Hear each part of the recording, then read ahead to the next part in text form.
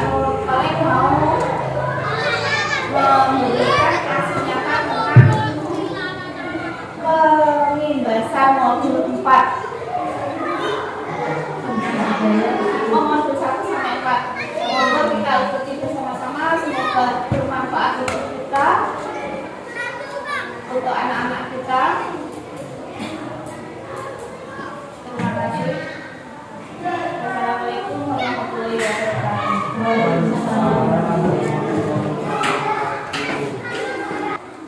Assalamualaikum warahmatullahi wabarakatuh. Yang saya hormati Ibu Kepala Sekolah SDN Kabalan, yang saya hormati teman-teman Dewan Guru SDN Kabalan. Di sini saya tidak menggurui, tapi ingin berbagi tentang materi yang ada di pembelajaran guru budaya. Di sini nanti kurang lebih saya meminta waktunya kalau tidak 130 menit. Pada siang ini kita akan membahas tentang pembahasan modul 1.4 budaya positif. Apakah makna budaya positif? Apa contoh penerapan budaya positif yang telah diterapkan? Budaya positif di sekolah yaitu nilai-nilai kebiasaan di sekolah yang berpihak pada strategi agar mereka dapat berkembang menjadi pribadi yang kritis, penuh hormat dan bertanggung jawab. Maksudnya budaya positif itu nilai-nilai kebiasaan. Jadi kita harus membiasakan anak didik kita di sekolah agar mereka berkembang menjadi pribadi yang kritis. Jadi kalau ada anak didik kita yang kritis, suka bertanya, aktif, itu kita tidak usah gelisah, karena itu adalah sebuah sisi yang sangat positif bagi anak didik itu sendiri. Perubahan paradigma filosofi Ki Hajar Dewantara. Yang pertama, buka tabu rasa. Yang kita buka yaitu semua anak terlahir dengan bakatnya masing-masing atau unik. Jadi anak didik kita itu tidak bisa disamaratakan, karena setiap anak didik itu punya bakat yang tersendiri. Ada yang bakatnya di sepak bola, akademik atau non akademik. Jadi kita kalau mempunyai anak yang kurang begitu mengerti waktu kita memberikan materi itu, kita tidak boleh mengatakan sesuatu, kamu tuh yang goblok dan sebagainya, karena setiap anak itu pasti punyai kebakatnya masing-masing. Budi pekerti yang perlu ditanamkan pada anak didik kita yaitu budi pekertinya. Sekarang sudah jarang kita temui anak-anak kecil yang kalau berbicara dengan orang yang lebih tua itu menggunakan kata-kata yang sopan dan sebagainya.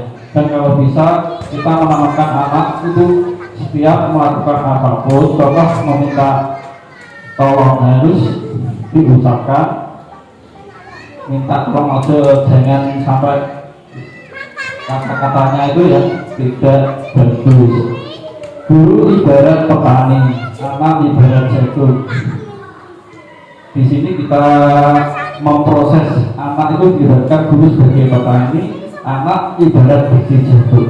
Nah, bagaimana biji jagung itu akan tumbuh besar dan berbuah. Kita ke anak kita sudah seperti itu. Bagaimana kita menanamkan bakat atau menuntut anak untuk besok ke depannya. Kodrat alam dan kodrat jana. Yang kodrat alam dan kodrat jana. Masuk dari kodrat alam dan kodrat jana, kita tidak boleh mengesampingkan bahwasanya hari ini yang kita alami itu zamannya sudah zaman modern. Jadi kalau ada sesuatu yang mengacu ke perubahan zaman, kita harus benar-benar menyiapkan anak didik kita untuk mengikutinya agar tidak ketinggalan pada zaman yang akan datang. Berpihak pada anak. Nah, jadi kita sebagai seorang pendidik, kita tidak boleh dibalik. Anak harus berpihak kepada guru, tapi bapak ibu guru yang harus berpihak kepada anak. Perubahan paradigma. Untuk membangun budaya yang positif, sekolah perlu menyediakan lingkungan yang positif, aman dan nyaman agar murid mampu berpikir, bertindak dan menciptakan dengan merdeka, mandiri dan bertanggung jawab. Lazimnya disiplin dikaitkan dengan kontrol dalam hal ini, kontrol guru dalam menghadapi murid. Jadi maksud dari perubahan paradigma itu yang pertama, kita harus menyediakan atau memfasilitasi lingkungan-lingkungan yang positif, karena anak-anak itu lebih cenderung perubahannya pada waktu lingkungan yang negatifnya. Contoh, kalau di lingkungan sekolah, saya yakin lingkungan yang ada di lembaga kita itu adalah semuanya lingkungan positif dan aman untuk anak. Tapi kalau anak sudah pulang sampai ke rumah, itu tergantung dari lingkungan rumahnya, terutama pengawasan dari kedua orang tuanya. Perubahan paradigma teori kontrol ilustrasi. Nah, habis ini saya mau minta tolong dua teman maju ke depan sebagai model. Ayo Bu, model maju dua orang untuk menjadi sebuah model.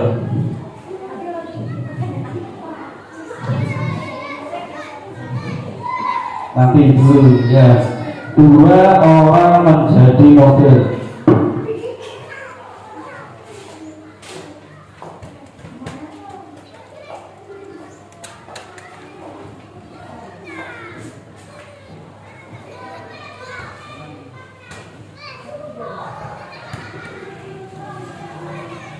Tulis hal, guru ini tidak boleh melihat apa yang ditulis oleh Bu Ayu. Ya, tulis hal yang sangat berharga bagi Anda di kertas yang telah dibagikan. Bu Ayu menulis sesuatu hal yang ada pada dirinya. Nah, tidak boleh diberitahukan ke teman sampingnya.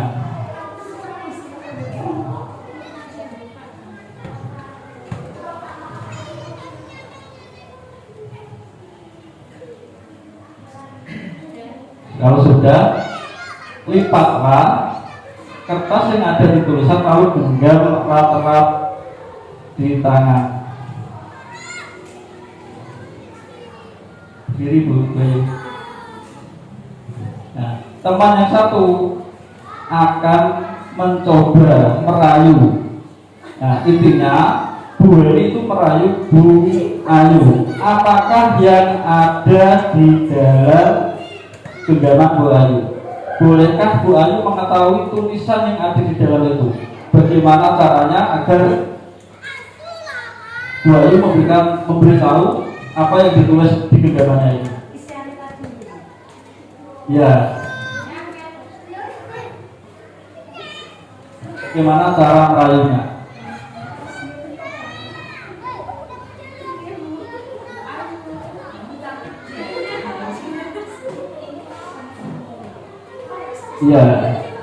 Iya, jadi ya intinya permainan ini kita bahwasannya kita untuk merubah atau mengetahui atau mengarahkan sesuatu hal yang baru itu penuh usaha, dan usahanya itu bagaimana, apakah orang yang menggenggam itu mau memberikan apa yang dimilikinya. Contoh ini ya, saya mengikuti guru penggerak. Nah, saya ingin membagikan sesuatu yang saya dapat dari guru penggerak itu. Berarti saya tidak apa? Tidak serta-merta menggunakan ilmu itu sendiri, tetapi saya membagikan ke teman-teman yang lain. Nah sekarang Bu Ayu bagaimana caranya Bu Ayu merayu agar apa yang ada di genggaman tangan Bu Ayu diberikan.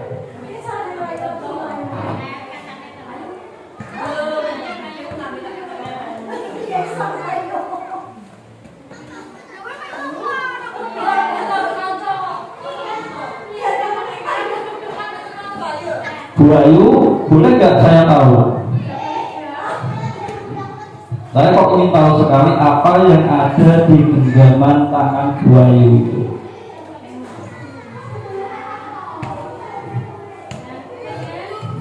Nanti kalau Bu Ayu mau memberitahu yang ada di genggamannya, saya siap memberikan hadiah untuk Bu Ayu.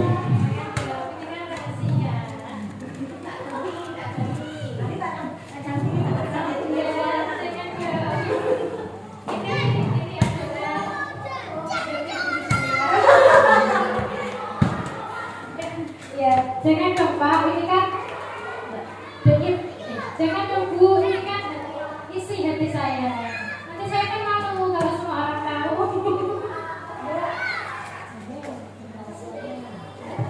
Enggak Bu, nanti tak jamin rahasianya sampean. Jangan, saya tetap berpegang teguh untuk mempertahankan apa yang menjadi kendala saya ini.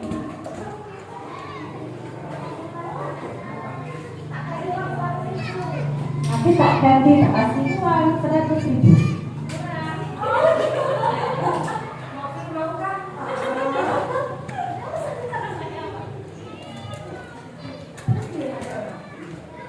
Ya saudara, saya ini sebagai teman yang setia untukmu akan memberikan. Terima kasih Bu Ayu.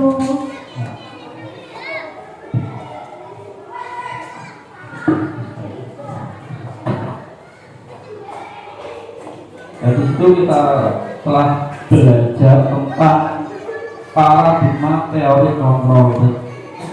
Jadi kita itu bisa mengontrol apa yang ada di dalam diri kita. Misal sesuatu hal yang sangat rahasia, itu kita boleh beritahukan ke teman atau orang lain, atau kita boleh tidak untuk memberitahukannya. Masuk dari kegiatan tadi itu seperti itu. Contoh di sini kita sering jumpai, kita sebagai seorang pendidik, terkadang kita kalau ada kurikulum baru, kadang-kadang kita yang berada di benak kita itu pasti kurikulum kok ngalah siji tahan wis ngalah maneh. Nah, seperti itu. Jadi paradigma perubahan teori kontrol itu sebuah kegiatan di mana kita bisa mempertahankan apa yang kita punya dan kita bisa memberitahukan ke teman lain. Perubahan paradigma teori kontrol, ilusi kontrol. Berikut adalah paparan dari Dr. William Glasser dalam kontrol teori untuk meluruskan miskonsepsi tentang kontrol. Ilusi guru mengontrol murid. Ilusi bahwa kritik dan membuat orang merasa bersalah dapat menguatkan karakter. Ilusi bahwa semua penguasaan positif efektif dan bermanfaat. Ilusi bahwa orang dewasa memiliki hak untuk memaksa itu menurut perubahan paradigma yang disampaikan oleh Dr. William Glasser. Nah, makna dari disiplin. Nah, kita biasanya disiplin. mendisiplinkan anak kita itu biasanya pasti akan ada sebuah kalimat, kalau tidak mau disiplin kita pasti akan memberikan sebuah sanksi. Nah, disiplin yang sebenarnya untuk anak-anak itu untuk seperti itu tidak diperkenankan, karena disiplin sering dikaitkan dengan kata tertib, teratur, dan kepatuhan pada peraturan. Kata disiplin juga dihubungkan dengan hukuman. Nah, pernah enggak Bapak Ibu mendisiplin agar putra putrinya itu disiplin, lalu kita memberikan sebuah sanksi. Nah, sanksi itu berupa hukuman. Padahal itu sungguh berbeda, karena belajar dengan disiplin tidak harus dengan memberikan hukuman, tetapi salah satu alternatif terakhir atau kalau perlu tidak digunakan sama sekali bisa sebuah hukuman untuk mendisiplinkan anak itu. Kalau bisa ya, kalau tidak terdesak itu kita tidak diperbolehkan untuk memberikan hukuman kepada anak didik kita.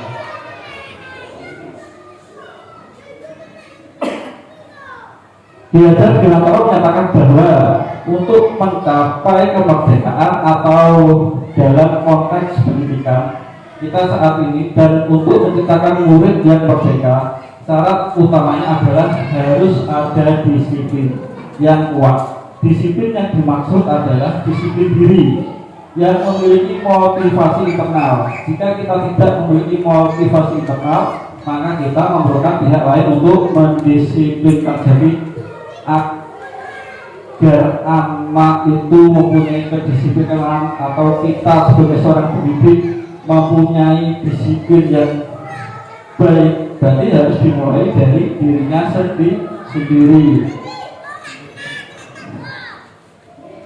Bapak Pendidikan Ki Hajar Dewantara menyatakan bahwa di mana ada kemerdekaan, disitulah harus ada disiplin yang kuat. Sesungguhnya disiplin itu bersifat self disiplin, yaitu kita sendiri yang mewajibkan kita dengan sekeras-kerasnya, yang mewajibkan diri kita itu adalah diri kita sendiri, bukan atasan atau orang lain. Tapi kalau nanti yang mendisiplinkan kita atasan atau orang lain, pasti ibadahnya akan ada sebuah sanksi.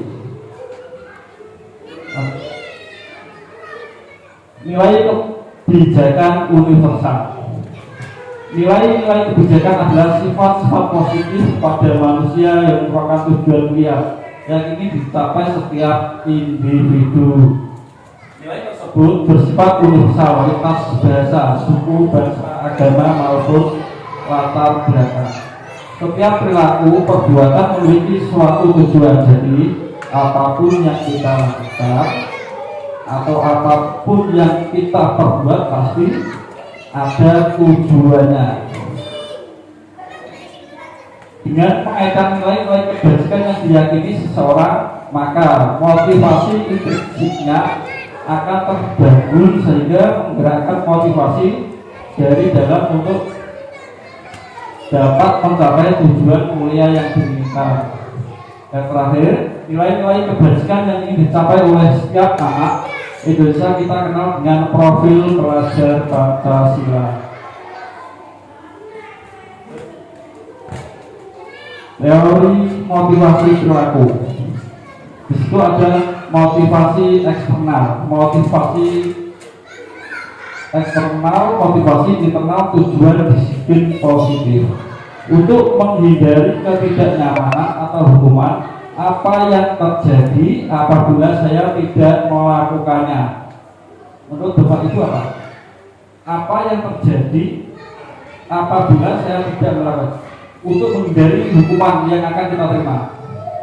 Contoh, kita setiap hari kontrak kerja kita mulai jam datang ke sekolah jam 6:04, misalnya seperti itu. Itu adalah kontrak kerja yang ada di dalam diri kita. Kalau kita melanggar sebuah kontrak kerja yang ada, pasti kita akan mendapatkan sebuah sanksi yaitu dari bapak atau ibu kepala sekolah. Ya. Kalau sanksi-sanksi seperti itu yang diberikan oleh bapak ibu kepala sekolah, menurut bapak ibu itu diperbolehkan atau tidak?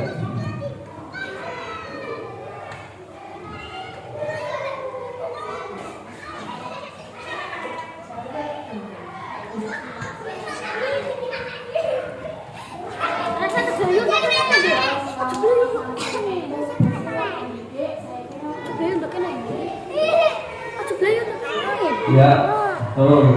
Kalau sanksinya yang bersifat mendidik diperbolehkan. Nah, nanti kita bahas lagi ke restitusi. Ini berkaitan dengan 3 restitusi. Terus yang kedua, mendapatkan imbalan dari yang lain. Institusi apa yang akan saya dapatkan apabila saya melakukannya. Nah, kita kalau bekerja mestinya sesuai dengan kontrak kerja kita. Jadi kalau ada sebuah reward dari kepala sekolah, oh bapak ibu guru ini loh berangkatnya lebih pagi, kita kasihkan sesuatu reward atau penghargaan aja, kita diberikan, kita memberikan penghargaan. Ya, apakah untuk teman yang lain itu tidak berhak untuk mendapatkannya? Menurut dengan apakah harus yang lebih awal dapat yang mendapatkan penghargaan atau semuanya untuk penghargaan ini?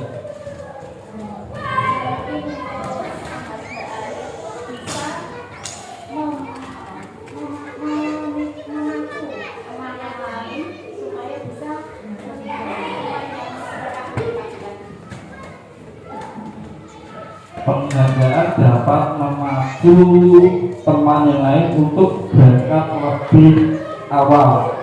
Nah, boleh juga menurut apa yang telah saya pelajari di Universitas Merdeka itu juga diperbolehkan. Tetapi yang lebih baiknya lagi, semua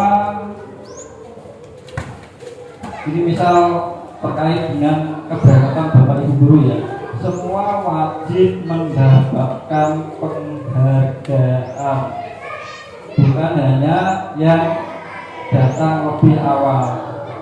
Karena kalau satu aja yang mendapat penghargaan, pasti akan timbul rasa iri.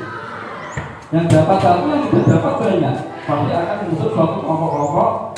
Nah, bisa mengakibatkan hubungan tidak harmonis. Untuk menghargai diri sendiri, saya akan menjadi orang yang seperti apa jika saya melakukannya. Lanjut, termasuk motivasi manakah menurut Anda dari ketiga jenis motivasi yang disebutkan, yang saya sebutkan tadi? Nah, di dalam diri Anda itu termasuk tergolong di motivasi yang mana? Yang nomor 1 atau nomor 2 atau nomor 3? Silakan Bapak Ibu guru merenungkan. Apakah yang selama ini saya lakukan itu sudah tergolong di motivasi yang nomor 1 atau nomor 2 dan seterusnya? Lanjut. Keyakinan, kelas, hukuman, dan penghargaan. Mengapa tidak peraturan saja? Mengapa harus keyakinan kelas? Keyakinan kelas. Mengapa kita memiliki peraturan harus menggunakan helm bila mengendarai kendaraan roda 2? Mengapa kita memiliki peraturan 3M, menggunakan masker, mencuci tangan, dan menjaga jarak 15 meter? Lainnya, mengapa kita memiliki peraturan harus datang tepat pada saat mengikuti pelatihan untuk mendukung motivasi leadership kembali ke nilai-nilai yang lebih menggerakkan seseorang dibandingkan mengikuti serangkaian peraturan. Keyakinan kelas adalah nilai-nilai kebajikan atau prinsip-prinsip universal yang disepakati bersama secara universal. Jadi maksud dari keyakinan kelas itu kita membuat suatu keyakinan apa yang harus kita lakukan di dalam kelas, apa yang boleh kita lakukan di dalam kelas. Contoh kemarin kelas 6 sudah saya suruh membuat keyakinan kelas, di antaranya tidak boleh makan di ruang kelas, seperti itu. Bukan ya keyakinan kelas. Nah, untuk bisa nggak keyakinan sekolah kita buat boleh? Nah, keyakinan sekolah berarti ditujukan kepada bapak ibu guru. Misal keyakinan kelas berangkat setiap hari nyampe ke sekolah jam siang dan seterusnya. Dulu bisa dibuat menjadi keyakinan sekolah, bukan saja keyakinan sekolah. Lepas dari latar belakang suku, negara, bangsa maupun agama. Menurut dosen 98, suatu keyakinan akan lebih memotivasi seseorang dari dalam intrinsik seseorang akan lebih bersemangat untuk menjalankan keyakinan daripada hanya sekedar mengikuti serangkaian peraturan. Karena keyakinan kelas itu yang membuat adalah yang bersangkutan atau dirinya sendiri. Nah, kalau peraturan itu biasanya yang membuat siapa? Orang lain. Kalau di sekolah peraturan pasti yang membuat bapak ibu guru dan bapak ibu kepala sekolah. Lanjut. Pembentukan keyakinan kelas. Keyakinan kelas bersifat abstrak daripada peraturan yang lebih rinci dan konkret. Jadi keyakinan kelas itu tidak sama dengan peraturan. Kalau keyakinan kelas itu tidak ada sebuah hukuman atau sanksi, tapi kalau peraturan, siapa yang melanggar peraturan pasti akan mendapatkan hukuman atau sanksi. Contoh, kalau bapak ibu guru berkendara motor dan tidak menggunakan helm, pasti bapak ibu guru akan apa? Kena sanksi oleh Pak polisi karena melanggar peraturan berlalu lintas seperti itu. Keyakinan kelas berupa pertanyaan-pertanyaan yang universal. Pernyataan keyakinan kelas senantiasa dibuat dalam bentuk positif. Jadi pernyataan-pernyataan yang akan dibuat untuk keyakinan kelas itu bentuk kalimatnya semua kalimat berbentuk positif, tidak ada yang negatif. Dalam arti positif itu untuk merubah anak agar tidak mengulangi lagi perbuatan yang negatif. Misal, kalau terlambat sekolah, anak-anak akan dihukum. Itu peraturan atau keyakinan kelas. Kalau terlambat sekolah, anak-anak akan mendapatkan hukuman. Peraturan kelas atau keyakinan kelas? Peraturan, karena bisa muncul sebuah sanksi. Kalau keyakinan kelas tidak mendapatkan sanksi, tapi kita mengurai, ditanya anak itu, kenapa kamu kok terlambat masuk sekolah, tidurmu jam berapa? Terus apa tidak ada yang membangunkan? Nah, kalau sudah seperti itu berarti kita harus memberikan solusi atau memberikan keyakinan. Apakah kamu bisa untuk berangkat lebih pagi? Kalau anak itu sudah bisa, bagaimana caranya? Nah, berarti anak itu mengatakan kalau saya ingin berangkat lebih pagi, berarti bangunnya harus lebih pagi. Nah, terus siapa yang membangunkan kamu agar bisa berangkat lebih pagi?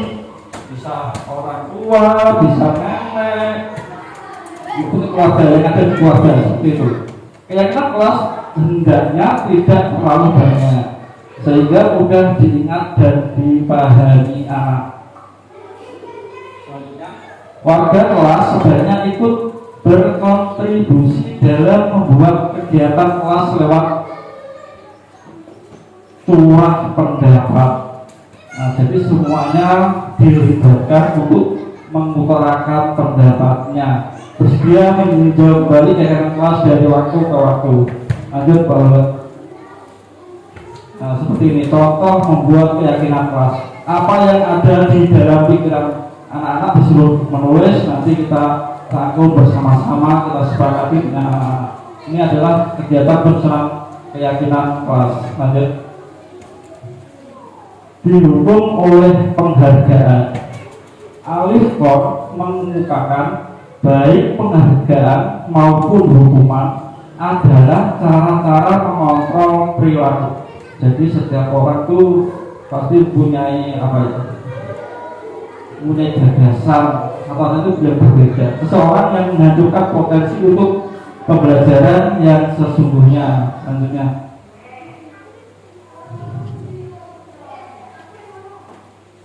didukung oleh penghargaan.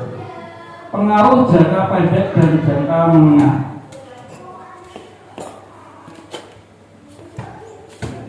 Didukung oleh pengaruh jangka pendek dan jangka.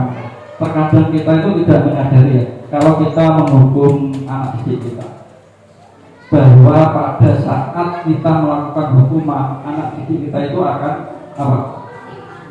Akan teringat sepanjang hayatnya. Dia juga tetap akan tetap mematuhi, tetapi anak itu mematuhi apa yang dikatakan bapak ibu gurunya itu karena ada bapak ibu gurunya. Kalau tidak ada, dia pasti sudah tidak akan mematuhi apa yang telah disampaikan oleh bapak ibu gurunya. Penghargaan menghukum, penghargaan mengurangi ketepatan, penghargaan tidak efektif, penghargaan merusak hubungan, penghargaan menurunkan kualitas, penghargaan mematikan kreativitas, penghargaan mengurangi motivasi intrinsik. Nah, di sini ada sebuah tabel tindakan guru. Itu ada 1, 2, 3, 4, 5, 6, 7 ya. Ada 7. Untuk yang pertama, menurut Bapak Ibu guru atau teman-teman, mencatat 100 kali dalam buku kalimat, saya tidak akan terlambat lagi karena terlambat ke sekolah. Kalimat seperti itu termasuk hukuman atau konsekuensi menurut Pak Ibu.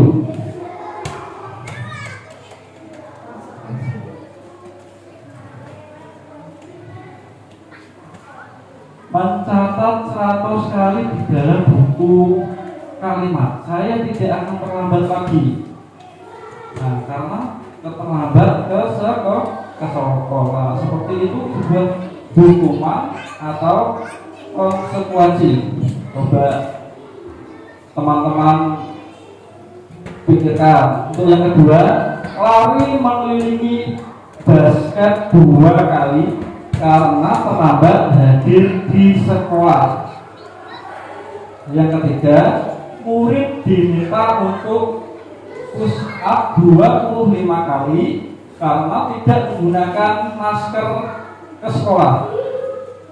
Yang keempat, menggantikan kertas tugas teman yang telah dicoret-coret. Selanjutnya, membersihkan tumpahan air di meja tulis karena tersenggol pada saat belajar. Meminta murid tidak mengenakan sepatu seharian di sekolah karena tidak mengenakan sepatu hitam. Lari mengelilingi lapangan basket 2 kali karena terlambat 10 menit pelajaran PJOK. Nah, di antara kalimat-kalimat tersebut, manakah yang tergolong sebagai hukuman atau konsekuensi? Lanjut Anda.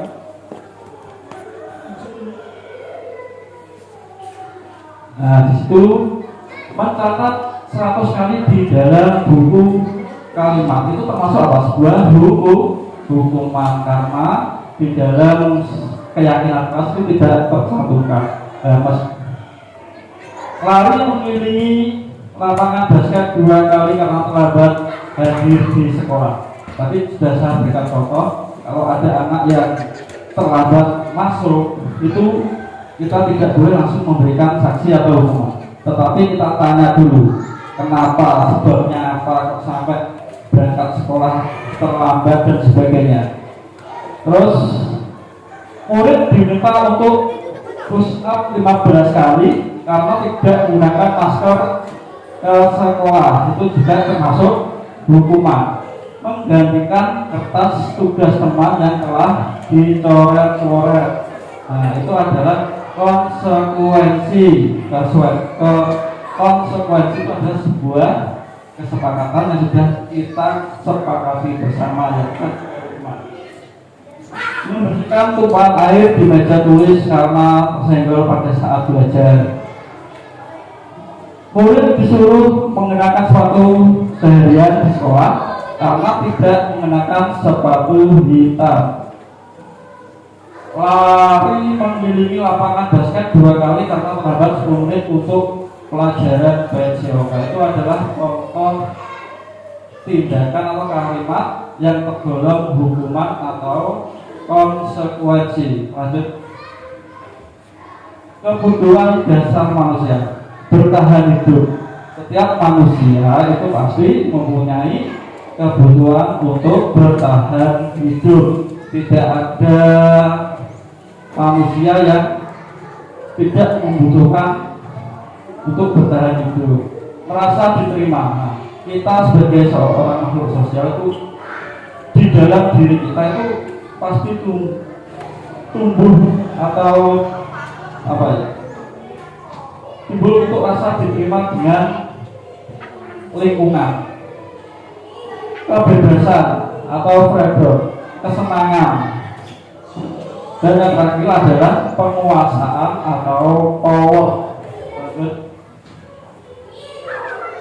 Ini ada Ibu Ani dulu kelas 5 di SD Pelita Hati, sedang bingung menghadapi ulah salah satu murid di kelasnya. Ini ada sebuah kasus, coba teman-teman pahami.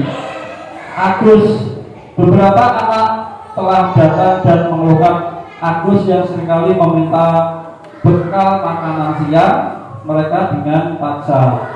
Jika Anda menghadapi situasi seperti Ibu Ani, apa yang akan Anda lakukan? Menurut Anda, kira-kira apa alasan Agus melakukannya? Bagaimana untuk cara menyikapi kalau kita menemukan anak didik kita seperti Agus? Itu langkah yang kita lakukan seperti apa? Apa kita langsung menghukum si Agus, memberi sanksi si Agus, atau gimana? Atau kita tidak tanya dulu kenapa kamu melakukan seperti itu dan sebagainya. Menurut teman-teman bagaimana? Monggo.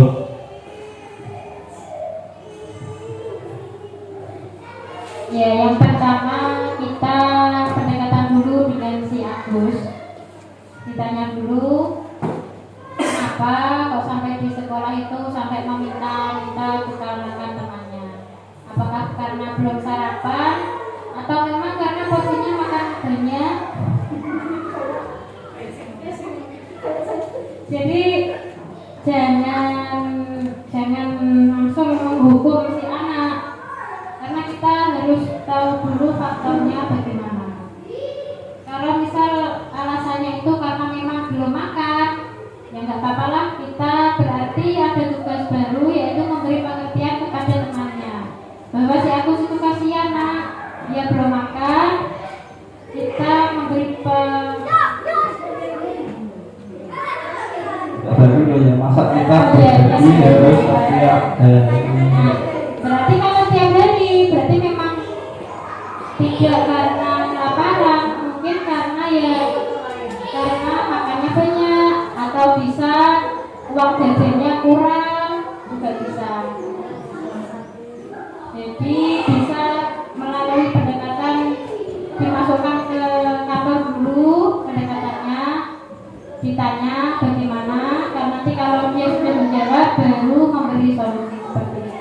Terima kasih untuk Bu Ayu. Ya, yang kita lakukan adalah cara pendekatan lanjut. Dalam konteks penerapan sudut positif Bu Ani sebaiknya mencari tahu alasan Agus melakukan tindakan tersebut agar mengetahui kebutuhan mana yang sedang berusaha dipenuhi Agus. Jadi Bu Ani di sini tidak langsung memberikan sebuah sanksi atau hukuman tetapi Bu Ani mencari tahu apakah yang dibutuhkan Agus kok sampai setiap hari meminta makanan ke temannya. Apabila jawaban Agus ia lapar dan orang tuanya tidak membawakan bekal makanan siang, kebutuhannya adalah untuk bertahan hidup. Nah, jadi kalau ada anak yang selalu meminta temannya makanan padahal dia sudah membawa bekal sendiri atau sebagainya, dia itu berarti ingin menunjukkan bahwa saya ingin tetap bertahan hidup. Bagaimana cara? Dengan cara makan. Yang kedua, apabila zaman Agus karena dia sering temannya jadi memperhatikan, dia kebutuhannya adalah cinta dan kasih sayang, kebutuhan untuk diterima. Di sini ada satu anak yang masuk kategori yang mencari perhatian. Ada ya, siswa kita ada yang seperti itu. Selanjutnya, apabila Agus dia merasa hebat karena temannya jadi takut menurut keinginannya, kebutuhannya adalah penguasaan, pengakuan atas kemampuannya. Dia ingin diakui, aku loh bocah sih paling hebat, paling ditakuti dan sebagainya. Apabila zaman Agus karena dia merasa bosan dengan bekal yang dibawakan ibunya karena selalu membawakan bekal yang sama, kebutuhan adalah kebebasan atau kebutuhan akan pilihan. Yang terakhir, apabila jawaban Agus adalah karena iseng saja dan dia menikmati ekspresi wajah temannya yang kesal karena diambil makanannya, kebutuhannya adalah kesenangan. 5. Posisi kontrol. Nah, di sini kita sebagai seorang pendidik harus mampu memahami 5 posisi kontrol. Berada di manakah Bapak Ibu guru untuk menjadi posisi kontrol bagi anak didiknya. Yang pertama, penghukum. Nah, yang kedua, pembuat merasa. Yang ketiga, merasa bersalah. Yang ketiga, teman. Yang keempat, pemantau. Dan yang terakhir adalah posisi sebagai seorang manajer. Jadi Bapak Ibu guru harus bisa merasakan, oh saya itu posisi kontrolnya berada di posisi 1 sebagai seorang penghukum. Kalau ada anak yang salah sedikit langsung dihukum. Seperti itu. Lanjut. Nah, di sini ada posisi kontrol.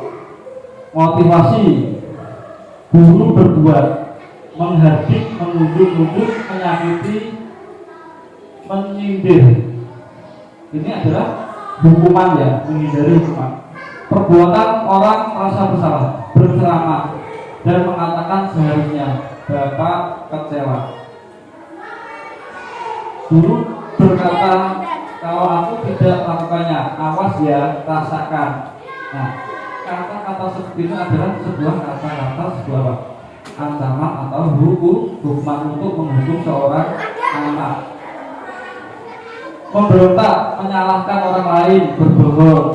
Kalau kadang-kadang sering kita lakukan, ada anak bertengkar, dia sudah bersepakat sebenarnya seperti ini Pak, sebelum kita sendiri ya kalau tidak percaya karena anak itu tipikalnya seperti ini, makanya kita tidak bisa. Nah, oleh karena itu kita sebagai seorang pendidik harus pintar, harus pandai mengidentifikasi murid kita masing-masing. Selanjutnya, kaitan dengan dunia berkualitas. Murid meletakkan guru di luar dunia berkualitas. Murid berkata, biarkan saja, nanti juga marah-marah lagi. Dampak pada murid mengulangi kesalahan.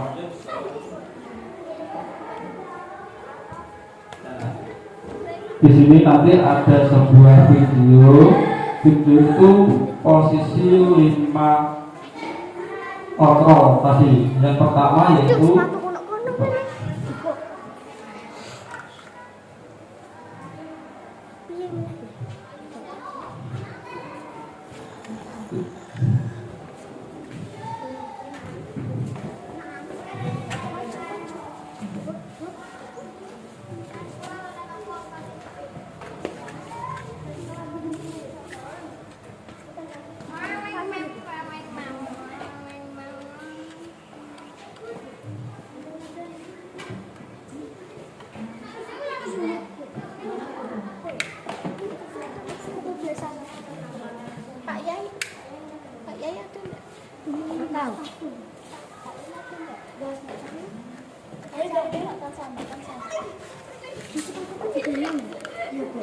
bentar saya koki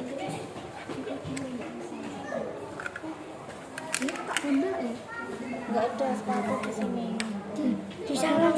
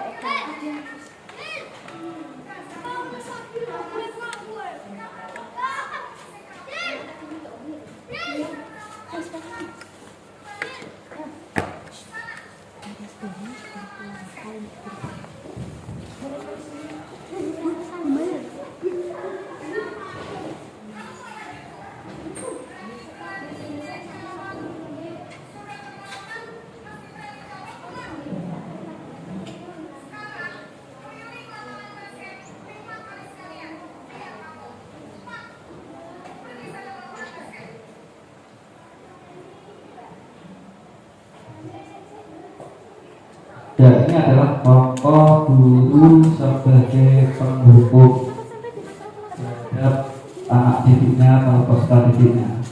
Lanjut, seorang penghukum bisa menggunakan hukuman fisik maupun verbal. Orang-orang yang menjalankan posisi penghukum senantiasa mengatakan bahwa sekolah memerlukan sistem atau alat yang dapat lebih menekan murid-murid lebih dalam lagi. Jadi kalau di sebuah lembaga itu masih menggunakan atau memakai sebuah aturan yang harus dilakukan oleh siswa-siswinya, itu adalah lembaga itu berarti masih menggunakan sebuah sistem hukuman untuk anak didiknya. Nah, untuk video yang kedua,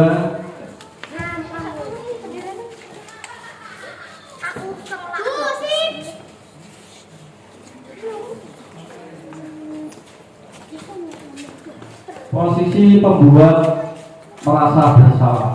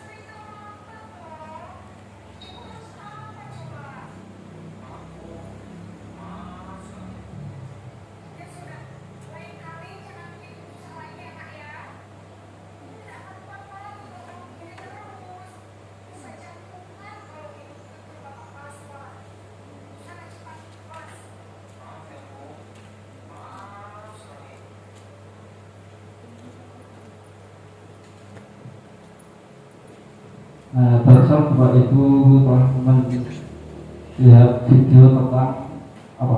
Pembuat merasa bersalah. Jadi kita tidak boleh menumbuhkan rasa bersalah pada anak didik kita.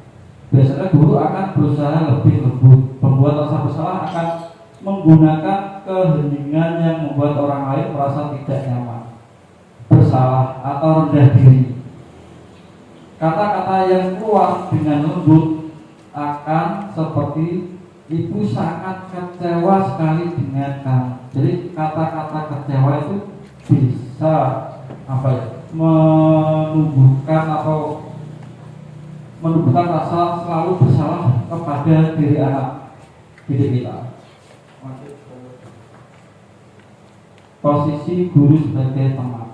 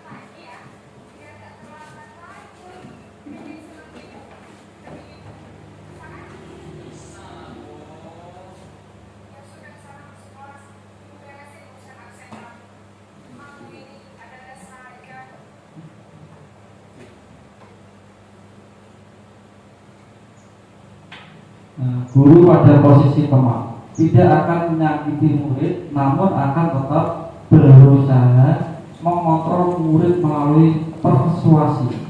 Posisi teman pada guru bisa negatif ataupun positif. Jadi kalau kita memposisikan diri kita kepada anak-anak, nah kalau kita memposisikan teman anak sebagai teman itu ada dua hal, negatif dan positifnya. Terkadang anak-anak sampai lupa batasnya, ya apakah dia seorang guru atau temannya, seperti itu.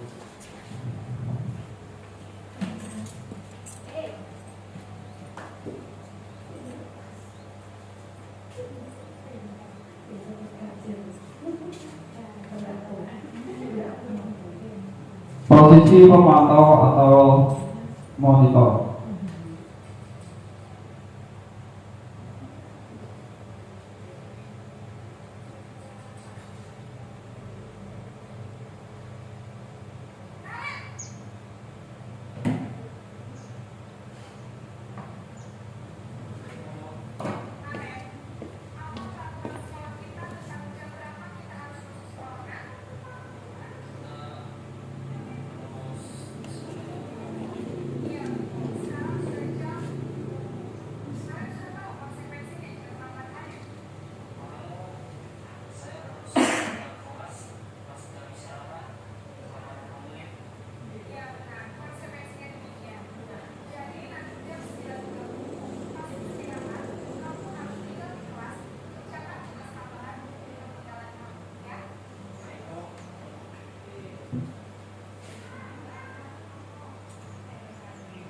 Memantau berarti mengawasi. Pada saat kita mengawasi, kita bertanggung jawab atas perilaku orang-orang yang kita awasi. Posisi pemantau berdasarkan pada peraturan-peraturan dan konsekuensi. Jadi posisi pemantau itu pasti akan berkaitan atau berhubungan dengan sebuah peraturan-peraturan yang sudah ada di sebuah lembaga itu sendiri. Lanjut.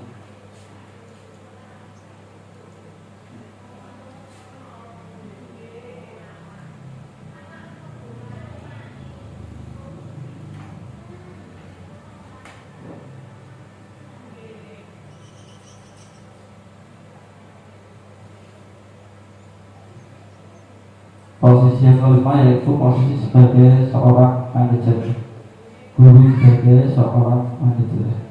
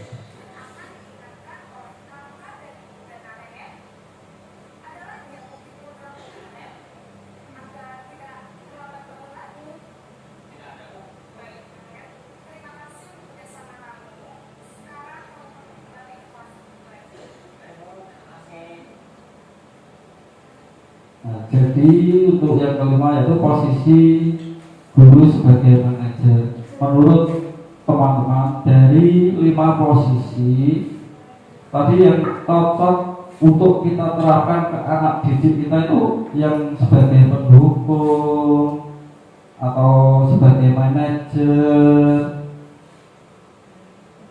atau sebagai teman. Menurut Bapak Ibu yang cocok untuk kita terapkan di anak didik kita itu yang mana? Sesuai kelasnya. Tergantung kelasnya Pak. Kalau kelasnya anak kecil, anak 1, 2 mungkin bisa sebagai teman. Tapi untuk anak yang kelas 5, 6 sebagai manajer. Ya boleh. Kalau di diri saya pribadi ya tidak kenal itu kelas tinggi atau rendah, saya akan berusaha memosisikan sebagai seorang manajer karena di situ ada sebuah percakapan antara anak dan seorang guru. Kalau anak melakukan suatu kesalahan, si guru itu atau bapak ibu guru itu tidak akan langsung memberikan sanksi atau hukuman, tetapi dia akan menggali informasi kenapa, apa sebabnya, bagaimana cara mengatasi agar misal tidak terlambat berangkat sekolah, misal selalu mengerjakan tugas-tugas yang telah diberikan oleh bapak ibu guru. Jadi kita harus tahu latar belakang siswa didik kita. Jadi untuk posisi yang bisa diterima atau bisa mengena ke anak itu adalah posisi kita sebagai seorang posisi manajer. Kalau kita menggunakan posisi seorang penghukum, anak itu akan nurut apabila ada bapak ibu gurunya, karena dia takut ketahuan dan dihukum. Tapi kalau tidak ada bapak ibu gurunya, pasti anak itu akan melakukan sesuatu yang melanggar keyakinan kelas seperti itu, teman-teman. Itu menurut saya. Seorang apa itu restitusi? Restitusi adalah proses menciptakan kondisi bagi murid untuk memperbaiki kesalahan mereka, sehingga mereka bisa kembali pada kelompok mereka dengan karakter yang lebih kuat. Di sini saya punya cerita. Ada 2 anak kelas 3 misal. Di situ dua anak itu melakukan perbuatan yang tidak diperbolehkan, misal berkelahi, dan salah satu anak itu kancing bajunya putus. Nah, kancing bajunya putus, anak yang mempunyai baju yang kancingnya putus itu takut kalau nanti ketahuan ke orang tuanya. Sedangkan anak yang melakukan, nah itu pasti juga akan takut kalau dimarahi orang tua temannya. Nah, menurut Bapak Ibu, langkah apakah yang akan Anda lakukan menyikapi kasus seperti itu? Anak yang bertengkar.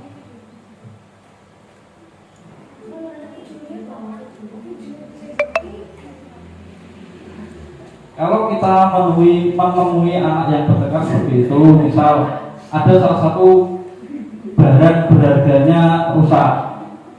Tadi saya contohkan kancing baju. Nah, kita bisa Jadi itu mempertemukan dua anak tadi, terus mencari solusi bersama-sama.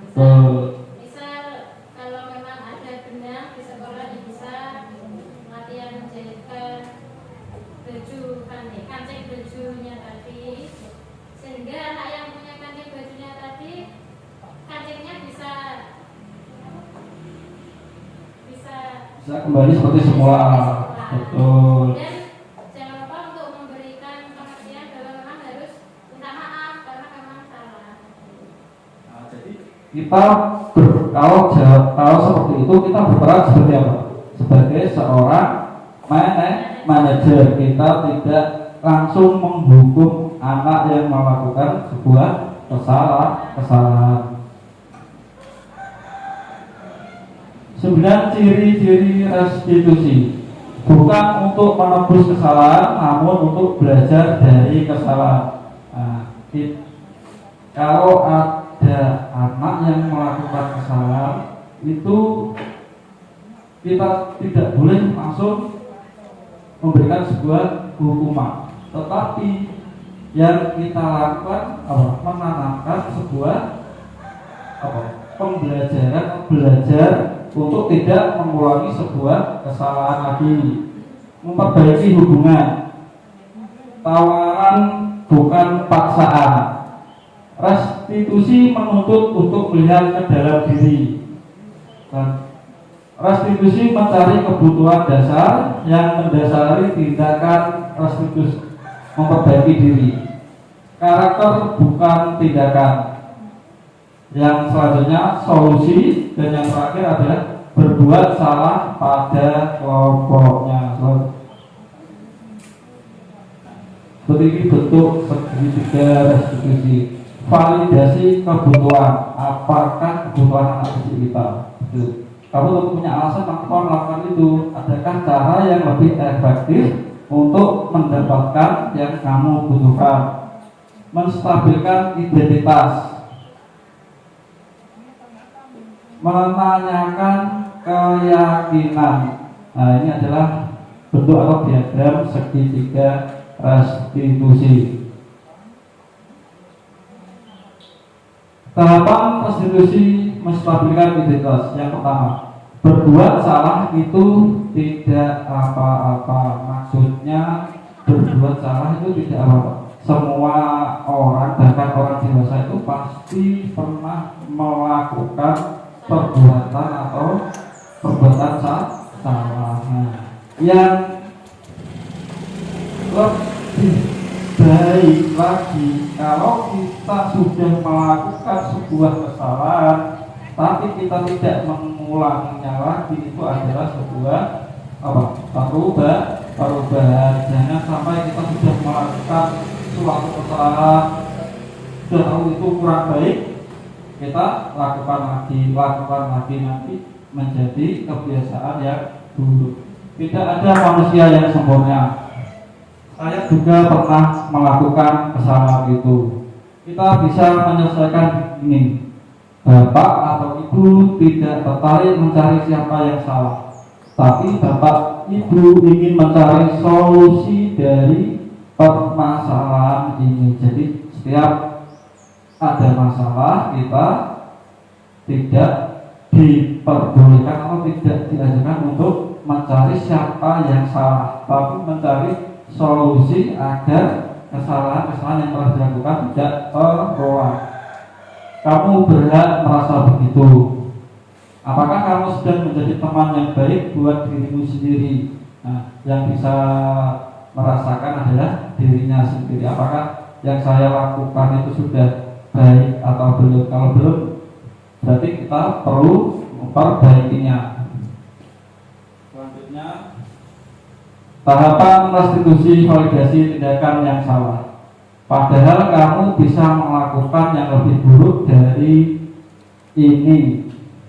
Kamu pasti punya alasan melakukan itu. Jadi kalau kita melakukan sebuah perbuatan yang kurang baik, jadi kita sendiri pasti punya alasannya.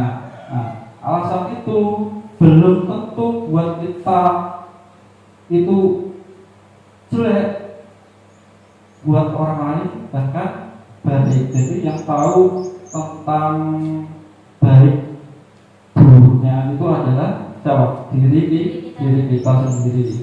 Kamu pasti bangga pada dirimu sendiri karena kamu tidak melindungi sesuatu yang penting buatmu.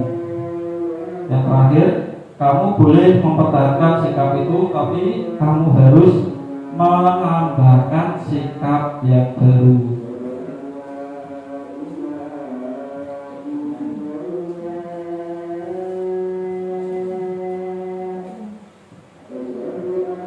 Tahapan restitusi menanyakan keyakinan.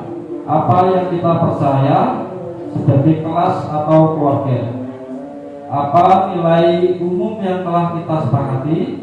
Apa bayangan kita tentang kelas yang ideal? Nah, jadi bayangan Bapak, Ibu, guru tentang kelas yang ideal itu seperti apa? Itu yang mengetahui Bapak, Ibu, guru sendiri.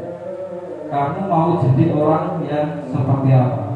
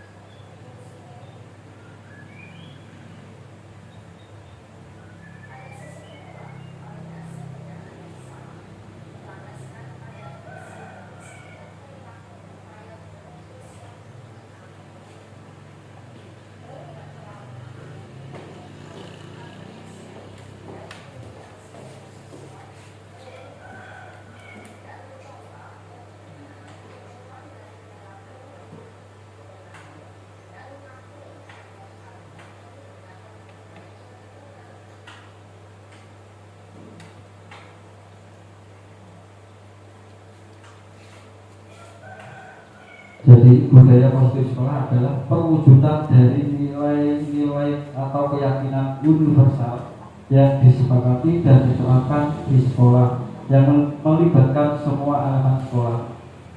Budaya positif terbentuk dari kebiasaan-kebiasaan positif dalam mewujudkan disiplin positif yang bertumbuh dari keyakinan prasepi Bapak Ibu. Demikian pengindasan aksi nyata saya tugas modul 1.4 yaitu tentang budaya positif.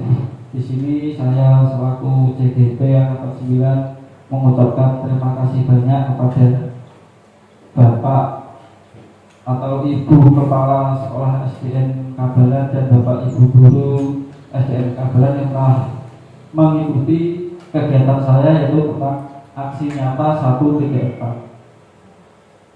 Di sini saya menekankan lagi bahwa bukan saya menggurui, tetapi kita saling berbagi. Besok bisa gantian teman-teman yang lain yang punya sebuah pengetahuan baru tentang pendidikan, kita bisa saling tukar informasi gitu.